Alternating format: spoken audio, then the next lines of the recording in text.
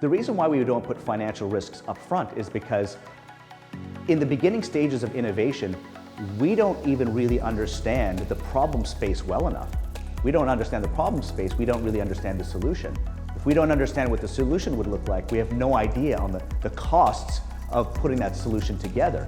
So we need to answer that question, but there's no way we can answer this too early on.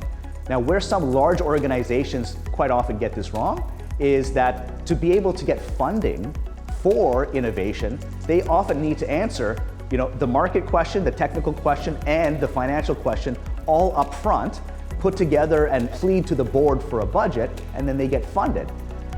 That's the wrong way about it. That's a very old school waterfall approach to it. In today's world, we need to be much more agile.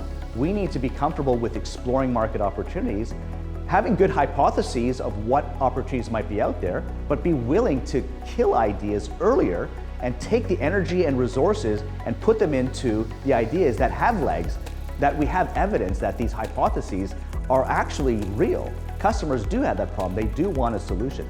And then we start building up and allocating resources from the losing ideas and putting them to the winners. And those ones earn more budget.